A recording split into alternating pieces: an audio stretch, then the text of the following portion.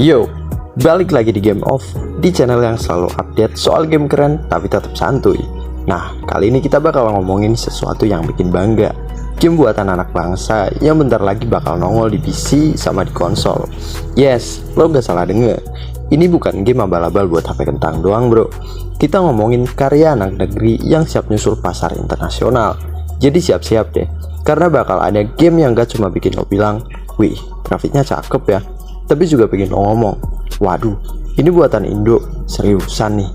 Nah, sebelum lo sibuk update driver VGA biar gak nge-lag, mending lo duduk manis, siapin kopi, dan kita gasken ngebahas daftar game kece ini. Let's go.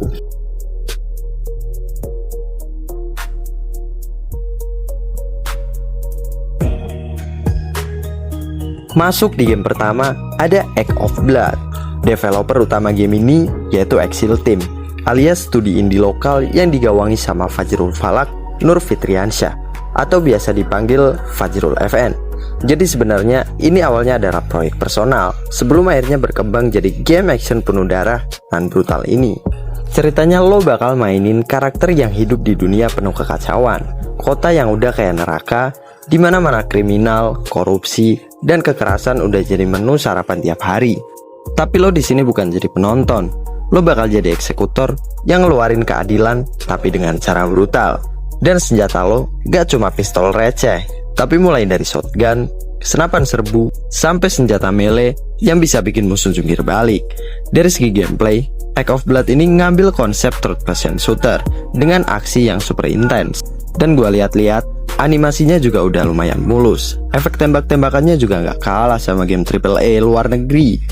Lo bakal ngeluarin cover, ngelempar granat, sampai ngajar musuh pakai serangan jarak dekat kalau peluru lo habis.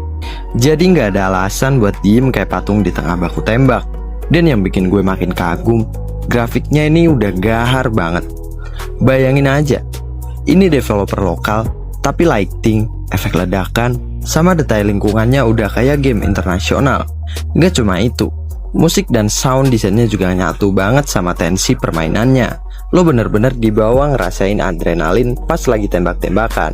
Tapi gue juga mau ngasih heads up, ini game bukan buat bocil-bocil yang baru belajar alfabet, karena tingkat kekerasannya lumayan sadis, darah muncrat, mayat bergelimpangan. Jadi buat yang mentalnya lemah atau yang punya jantung gampang kaget, mending main Harvest Moon aja deh. Rencananya, Act of Blood bakal rilis di PC dan kemungkinan nyusul ke konsol. Jadi buat lo yang udah muak sama game yang itu-itu aja, mending siapin storage sama mental lo. Karena game ini bakal jadi salah satu bukti kalau Indonesia bisa bikin game action brutal yang layak bersaing di kancah global. Dan serius, kalau ini sukses, bisa jadi pintu gerbang buat developer Indo makin pede bikin game keren lainnya.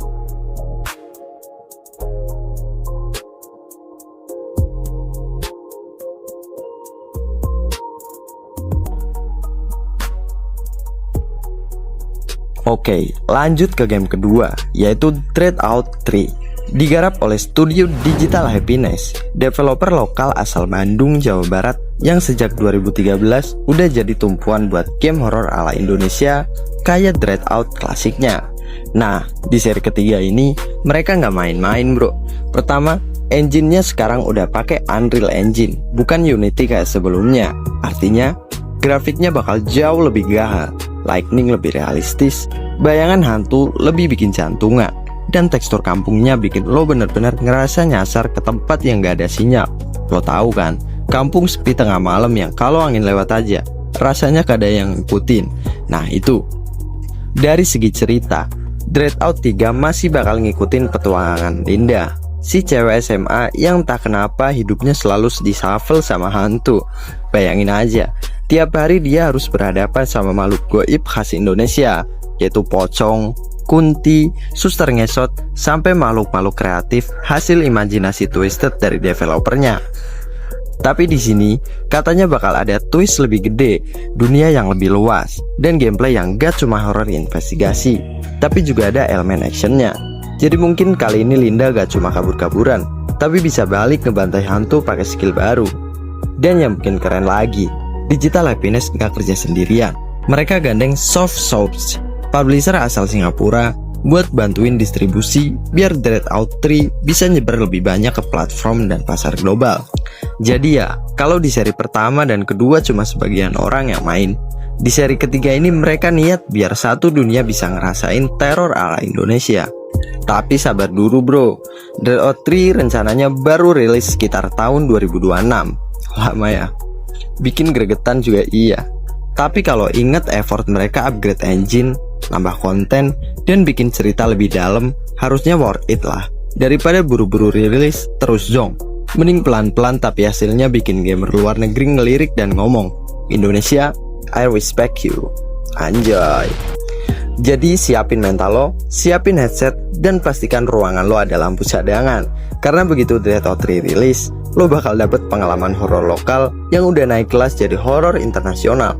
Dan ingat, kalau tiba-tiba lo lihat bayangan di pojokan kamar waktu main game ini, itu bukan bug bro, hati-hati aja.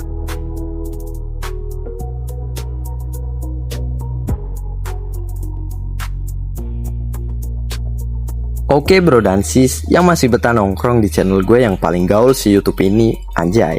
Kita sampai di segmen ketiga, di game Agni Village of Calamity. Dari judulnya aja udah berasa mistis dan serem abis kan. Apalagi kalau lo berani naruh muka lo di dalam desa terpencil yang penuh misteri. Yang bakal lo hadepin bukan cuma hantu bro, tapi trauma batin Agni sendiri.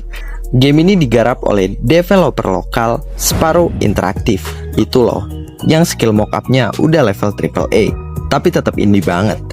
Bikin gerak muka karakter lebih hidup daripada mantan yang baru selesai panas-panasan. Mereka tuh benar-benar serius kasih game ini atmosfer sinematik dan fixed kamera ala Resident Evil jadul. Di sini lo bakal mainin Agni, seorang investigator dari unit polisi rahasia.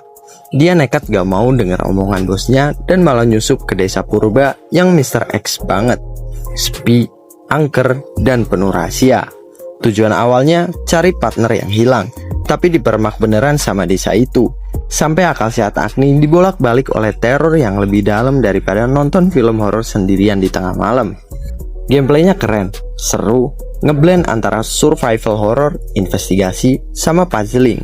Lo kudu ngulik lo, selesaikan teka-teki, kelola resource, dan pas lagi bokep peluru ya lari sambil nangis atau lawan. Tapi jangan kaget kalau Agni bukan tipe Street Fighter.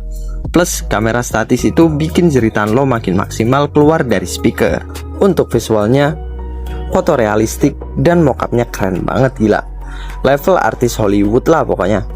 Banyak komentator di media game sampai bilang, bro, ini dong yang kita butuhin. Horor lokal tapi sinematik tingkat dewa.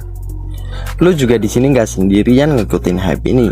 Pemerintah lewat Deputi Militer Ekonomi Kreatif nyuarain dukungan penuh buat IP ini dan udah dapet standing ovation dari birokrat.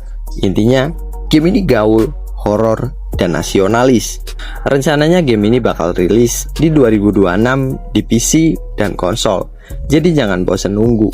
Lo bisa sambil prepare mental, beli popcorn, dan siapin lampu darurat karena kemungkinan lo bakal lompat kaget tiap kali ada jump scare. Dan itulah tadi 3 game buatan Indonesia yang bakal nongol di PC sama konsol dalam waktu dekat. Dari yang brutal penuh darah, horor kampung bikin merinding, sampai sinematik horor yang levelnya udah Hollywood. Semua nunjukin kalau developer Indo tuh udah gak bisa diremehin lagi bro. Jadi jangan lagi lo bilang, game Indo mah gitu-gitu doang. Karena yang ngomong gitu biasanya cuma bocil yang masih main cacing di HP. Nah, sekarang giliran lo.